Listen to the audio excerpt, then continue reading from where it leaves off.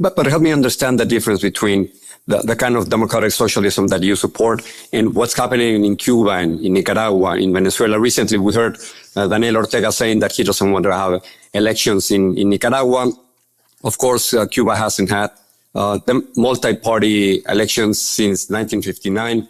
In Venezuela, it's clearly still a dictatorship. So what's your relationship with these countries? Do you believe that Cuba, Venezuela, Nicaragua, that they are dictatorships? All right. So before he answers that question, this guy is a renowned reporter for Telemundo. I believe it's either Univision or Telemundo. And now the DSA candidates are trying to recruit people in the Spanish audience.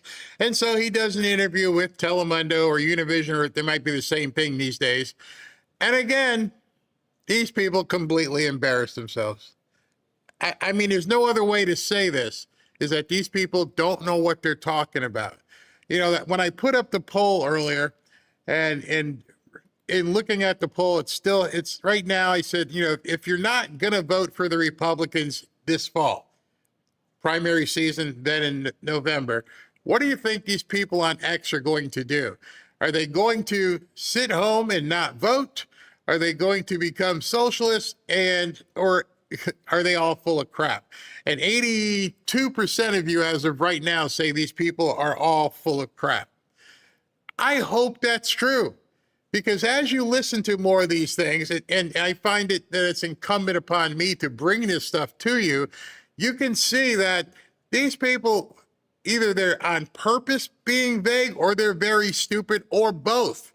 And in any event, as I've labeled it here, as you can see on the screen here, it's Trump or bust. There is no plan B. That's what I was trying to get at in my poll. There is no plan B, people. Understand right now, if we don't win in 2026, if we don't win in 2028, which I don't see as possible, there is no plan B. That's what has cracked me up in terms of looking at all these nuts on X and wondering which ones are fake and just trying to get clicks or likes, because their grift, the stuff that they're doing, will not survive.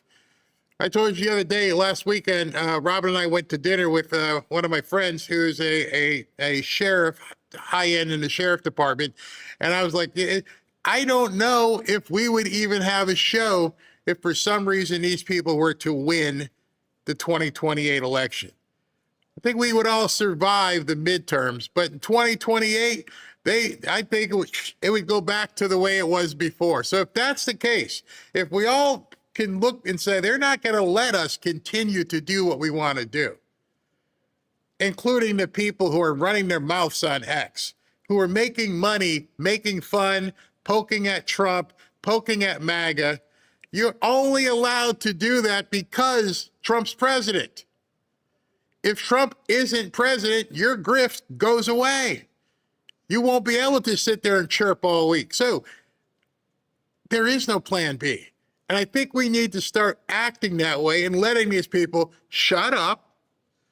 There's no way you're going to go against MAGA or the Republicans, even if you're pissed off that you didn't get the Epstein list. Even if you're pissed off that certain person didn't get arrested, you have no plan B. And I challenge anybody who say, yeah, I'm just not going to vote, because all that means is you're voting for them. That's what it means. There is no plan B. So I would love people to tell me I'm sitting home not just going to vote.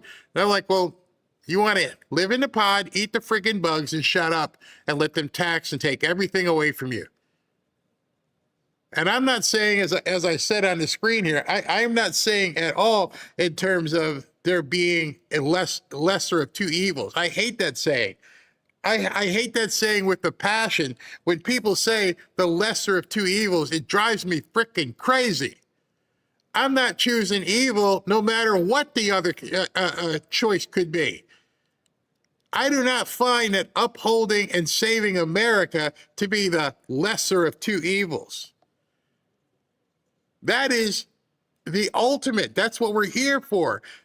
And if you don't like some of the things that President Trump is doing, you don't like that things didn't go the way you thought they would go, You don't have any alternative, unless, of course, you're already a closet commie. That's, maybe that's something we haven't thought of. Maybe some of these people we see on X really are socialists. Maybe they are commies and have been, sheep that have put in, wolf's clothing, or how the thing goes. Something doesn't make any sense, because every single one of us should know if they get back in power, we're toast. They're gonna have a list. They're gonna check it twice. Oh, Barry, you used to make all those videos about Trump. Yeah, you were trying to get everybody to get behind and rally behind MAGA. Stand over there. I really truly feel that way. Maybe these guys are thinking they're saving their own butts, but there is no butt to save. If President Trump and MAGA was not a choice for me, I would have to find anybody who says, I want to save America, rather than a socialist. I would vote for Susan Collins or Lisa Murkowski as president before I would vote for a socialist. And so when people say they're going to stay home, or they hate MAGA, I don't care. You don't have a choice. I will go as far to say, if you don't support the Republican candidates, you now are the enemy. Here's why.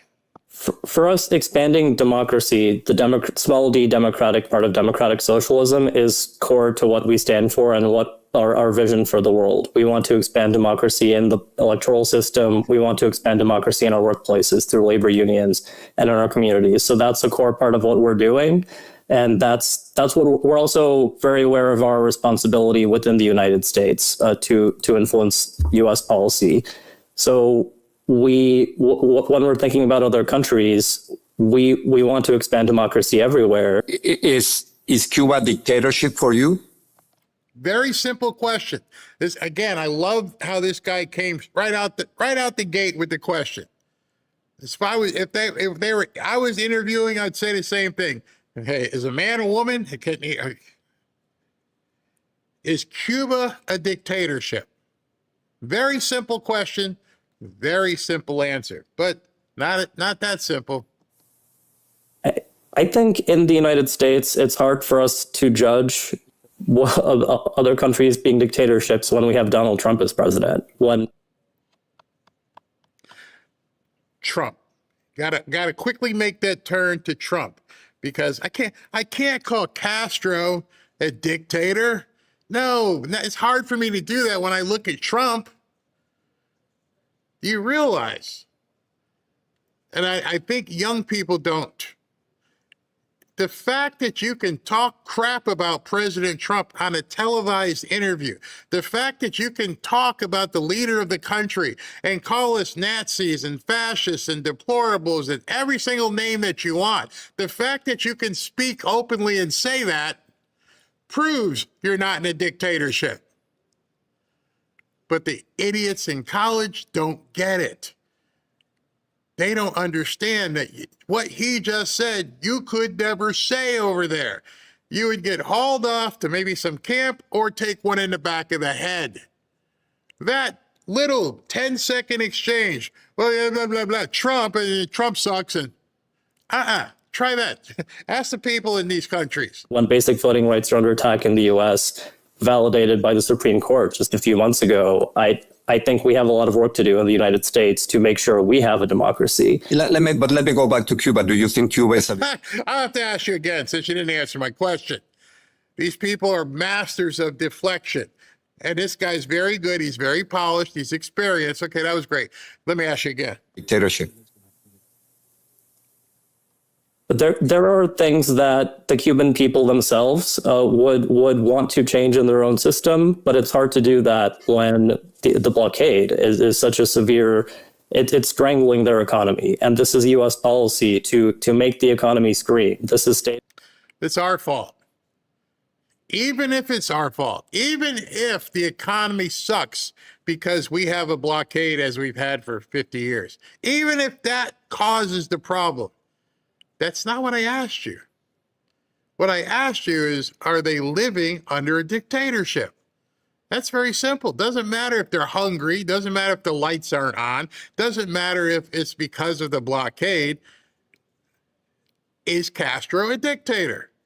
Is the Castro family? Did they create a dictatorship? U.S. policy to put economic pressure on people so to support regime change for business interests in the United States. I understand, but maybe your hesitancy in Megan. I don't know if you want to. I can jump in.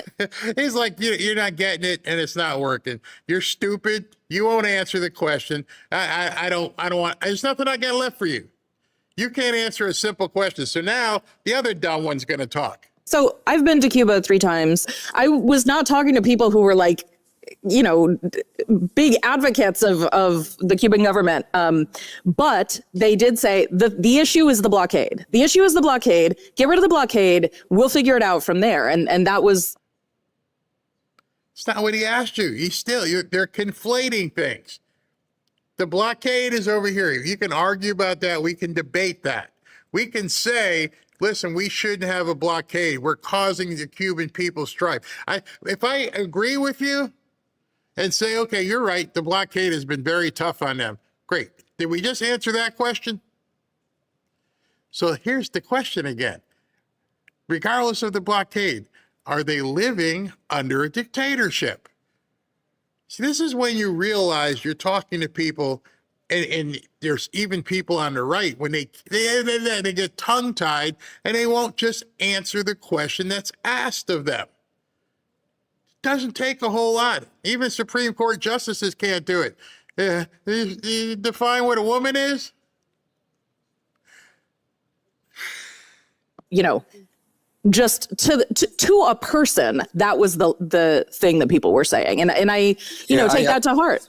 Yeah, but you know what's very interesting is that I forget this guy's name, but he's been down here in Miami. He knows a whole lot of Cuban refugee people who resettled here.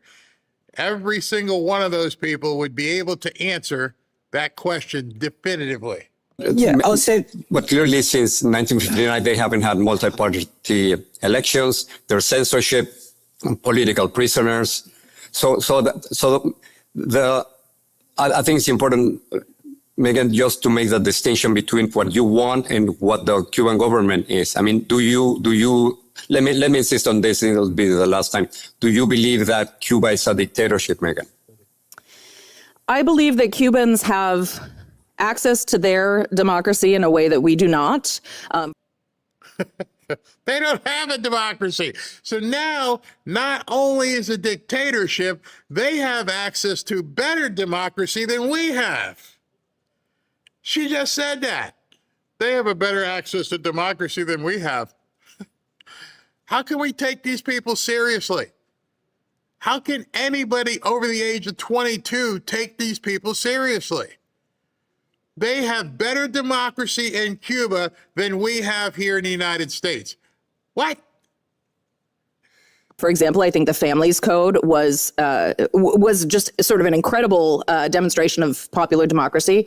And also, no, they don't have multi-party elections, which is a real problem. I also think we don't have access to our Constitution in ways that are really problematic. I'm not sure. Somebody should tap her on the shoulder and say, you're exhibiting the First Amendment right now.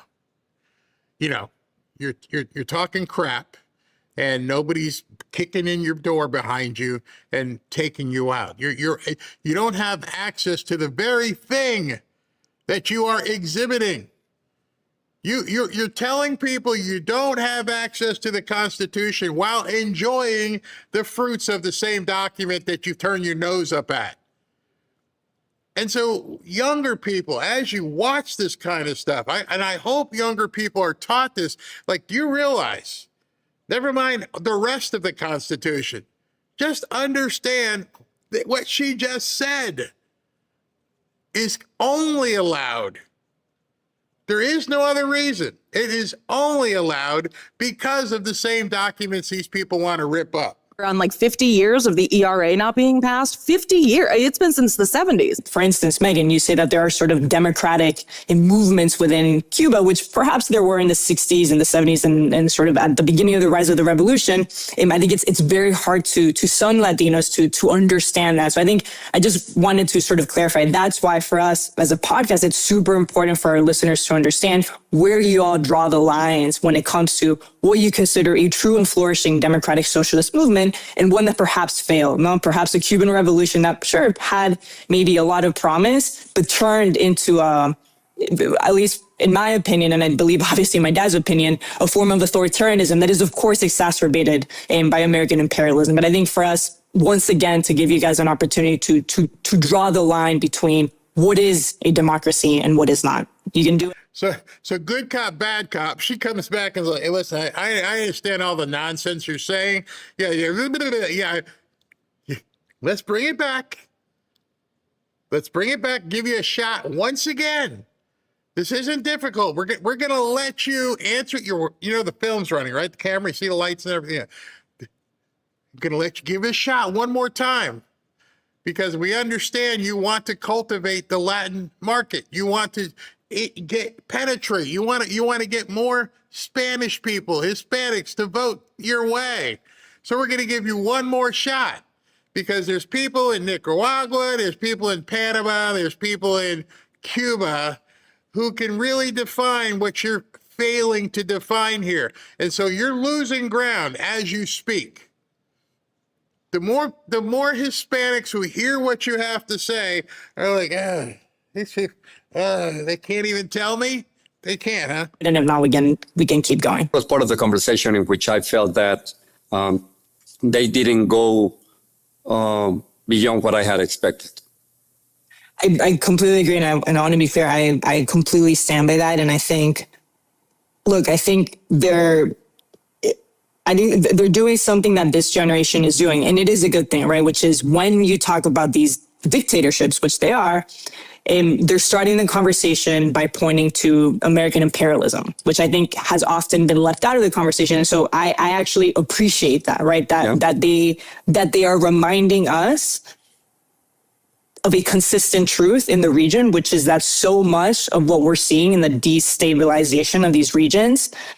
So as I was watching this, and you guys are probably thinking the same thing, I didn't edit that. That was the cut. Did they all just say, to hell with it, we're out? They're like, wait a minute. So you were asking her one more time, and then you're just having a conversation with your father. Yeah, is Jorge Ramos, I believe this guy's name. You guys can check me on that. But all of a sudden, they're gone.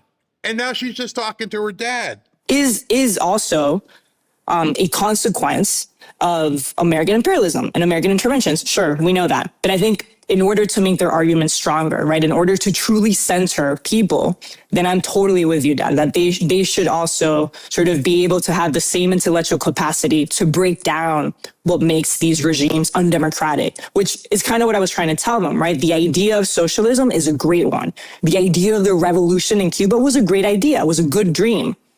And so question why it became corrupted. And I think that exercise is a really important one for everybody. Others. Wow. So yes, they must have bailed on the interview and we got in over our heads. We can't answer any of the questions that you're bringing forward. And that's what happens when you put these people on blast. When you say to them, you need to answer the question. And they asked them 3 or 4 times, and they got no answer whatsoever. Side. In Wisconsin, Democratic gubernatorial nominee David Crowley, who just beat Francesca Hong in the primaries, is using virtually identical language. Listen. We won't always agree on everything. We do know this, that MAGA extremism is not the way that we want to go. And Michigan's Governor Gretchen Whitmer is pushing the same argument in a new podcast with California Governor Gavin Newsom. The real threat of John James as the next governor of Michigan or Mike Rogers going to the U.S. Senate and making the difference, whether or not we can hold Donald Trump accountable, whether or not we can push back on the Trump policies that are hurting people and the MAGA Republicans in Washington, D.C., That's the biggest threat. See how coordinated this is? Republicans are the extremists. Trump is the threat. MAGA is beyond the mainstream. But watch what happens when Republicans call Democrats out on their own ideology. You see, what she's getting at is we've got them right now. And it's something I've been talking about the last couple days and over the weekend about having these people on the run. We've got them in a position they don't like. For years now, they've been pointing the finger at us. They've been calling us all kinds of names. Again, it's not working anymore. It stopped working. And using Saul Alinsky's, 12 rules against us, but now people are recognizing it. And I think the whole WNBA thing, as I've said before, has blown this off, just completely blown it wide open. And they can't accept the finger coming back at them. Literally, Sophie Cunningham, the finger's coming back at them right now. Hey, what do you mean, you communists? Oh, no, stop calling me names. Wait a second. Oh, we can't call you what you are. We can't call you what we feel you are. But for the last number of years, you've called us deplorables, blah, blah, blah, blah, blah. And we just sat back and took it. Now, very quickly, it's turned. And I don't think enough people on the right are recognizing we've got them on the run. They can't answer simple questions. What's a woman? I don't know. Is the Cuba a dictatorship? I don't know. Are you a commie? Stop calling me bad names. Some people out there will call me a communist because I think that every man, woman, and child in this country is entitled to health care. Well, you know what? Well, the problem with that, Bernie, I don't know if I could agree with you yet because every man, woman, and child deserves health care. What's a woman? Keep the pressure on. Every time you see some libtard say something about a woman, ask them. It's very simple in the chat. By the way, what's a woman? Oh, screw you, MAGA. Effing extreme. I'm just asking a question. Can you tell me? I can't even go further in this conversation, Bernie, because I'm trying to understand your mindset and your position here. I'm trying to get a hold of your perspective. So, what's a woman? And they just completely fall apart. What the vast majority of the American people believe. And then, right on cue, Whitmer whines about the exact same thing. I think the right has really grabbed onto it because they know if you say socialist and communist, that it scares people. The ability for some to use that title, right, to kind of scare people away from us it's problematic. It's working. It's not problematic. The problem is it's working. Many of you who have not understood the 12 rules of Saul Alinsky, you're now seeing it play out right in front of your eyes. And maybe some of you aren't realizing it. You're like, wait a minute, are we using stuff against them? Are we turning the stuff and actually using rule number 4 and making them stand up to their own rules? Bernie, shut up for a second. What's a woman, huh? Hey, you're a stupid reporter. And CNN has to come out with a statement. They can't take the tables being turned. And I just wish that more and more people realize they're on the run. We've got them where we want them. They have no answers. They have no ability to respond. The interview with George Ramos, did they leave because they could? Hey, I'm going to ask you one more time. Is that a dictatorship? They can't define anything. They were very good at defining us. They were very good at defining Trump. Now they're being asked to define themselves. And what's so weird is that the only ones who are defining themselves are the people like Hassan Piker, who will tell you, yeah, go F yourself.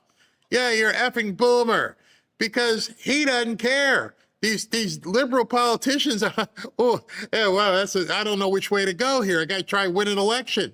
And they can't be honest. So now they're trying to say we're being the bad guys. We're the big red hat wearing meanies. Well, they're called democratic socialists, but anyway. So let's get this straight. Smear Republicans, and that's supposedly a substantive political warning. Call Democrats socialists or communists based on their actual policies, and suddenly we're scaring voters. Now, forget the labels for just a moment and listen to how Democrats describe their own agenda. I was And this is how we have to keep doing it. People ask me sometimes, Barry, why do you cut all these clips and everything? Because it's my perspective that I have to keep letting you know you're winning. Too many people are looking at these nuts on X and they're talking about stuff that doesn't matter. I don't give a crap that Candace Owens got $300,000 to go to a debate. I don't care who won. That means absolutely nothing to my wife and family. America's way of life and what allows us to live that life does not depend upon what the hell Candace Owens is doing.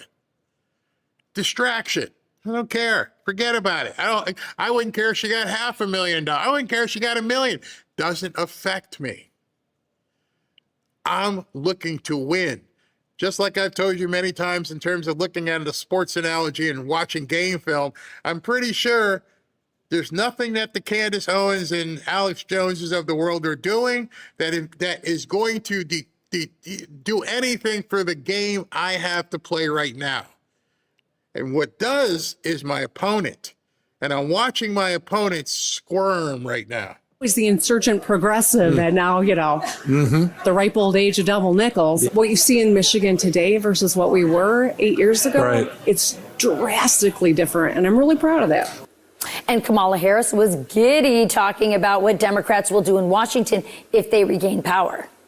We need to revisit the efficacy of the Electoral College. I think we need to expand the Supreme Court and look at reforms. The Supreme Court decisions by this court that was basically at this point hand-selected by Donald Trump. When we regain power in the Senate through Senate judiciary, getting real tough with nominees who we know are lying and hold them in contempt. These are my game films. That's my opponent. That's the adversary I need to defeat. And as much as people get off track and start talking about stuff that doesn't matter right now, this is what matters. And if you looked at in the face, if you looked at evil in the face, you realize they're telling you what they would do given the opportunity. And so if they're telling you we want to rip up the Electoral College, the Constitution, we want to get rid of the Supreme Court, and they're saying that, then we need to let as many people know as possible this is what they plan on doing. And I just feel like some of the people on the right who are talking about anything other than our opponents are trying to screw us over.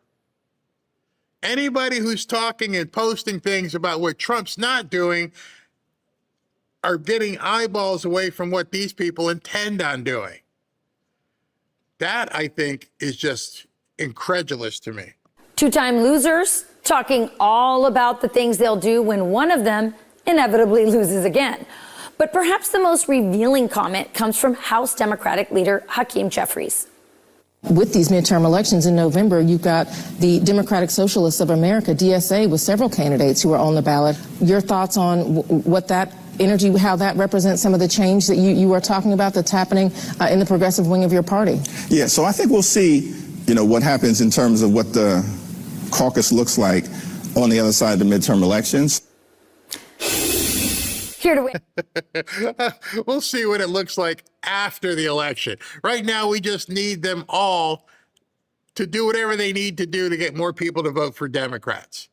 And then funny today, I couldn't play it because he swears every other word, which I think he does on purpose.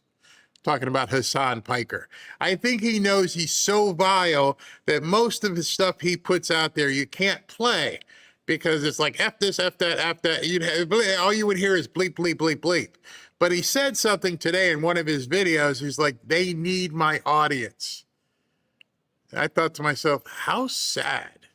How sad is it that the Democrats will do anything to win, including courting more orcs and satanic people just to get them to vote, and then we'll deal with all their crap afterwards, instead of dealing with it right now.